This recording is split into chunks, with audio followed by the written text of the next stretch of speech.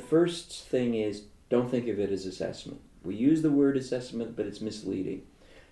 Think of it as a competency to judge and build. Therefore, it becomes much easier to say, well, how can I use the activities that we're going to do anyway and involve them in thinking about, well, what are the criteria? And this is one of the first principles of assessment for learning, is you start thinking about shared criteria and standards for determining what's quality. It seems fundamental that the clearer you understand what makes something good, the easier it is for you to deliver that. So that's what we're after here. And self-assessment and peer assessment is a way to try and force the kids to engage in the process of judging quality.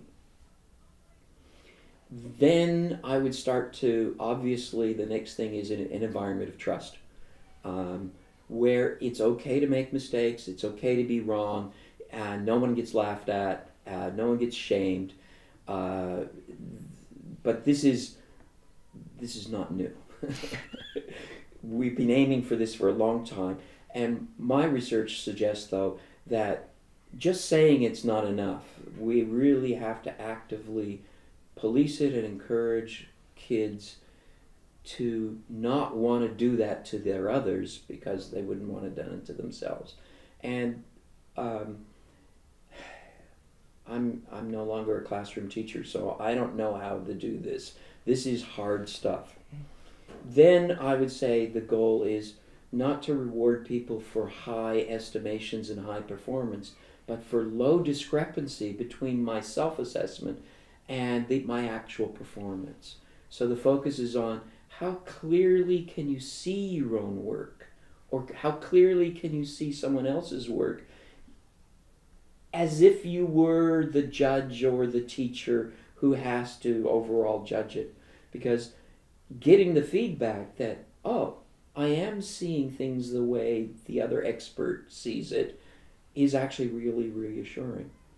In my own profession as a publishing researcher, there's nothing like being able to see someone else's review of an article that I've reviewed and realizing we're on the same page. Mm. That gives you confidence that you know what you're talking about. And we all need that in order to develop expertise.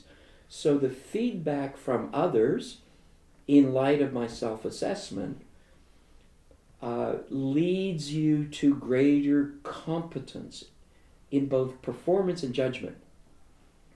One of my colleagues is a professor of composition and rhetoric at an American liberal arts university. And he says, I'm a lazy professor. I give them writing tasks, and I look at their first draft. Their first draft, they come into my office, they hand it to me, and I'm flipping through it, and he says to them, so what would you like to change now that you finished this first draft? And they start to list things that they know are dissatisfying. And he goes, you know, those are things I would do too. And hands it back to them. And he's done his first assessment through a self-assessment. And that's a really powerful learning experience for students to be able to say, this is my work, and this is what I don't like about it and what I want to change, and give them the chance to change it. So that's one of the goals, for example, of both assessment for learning and even originally the intention of the National Qualifications Framework was a chance to reflect on where you are, to identify what you need to do next, and an opportunity to do it over and get it better so that you can meet the standards. It's built into the National Certificate for Educational Achievement. The problem, of course, is we're trying to rush through 8 standards in a year in 5 subjects, and no one really has a lot of chance to go back, revisit it, and then have the teacher look at it again.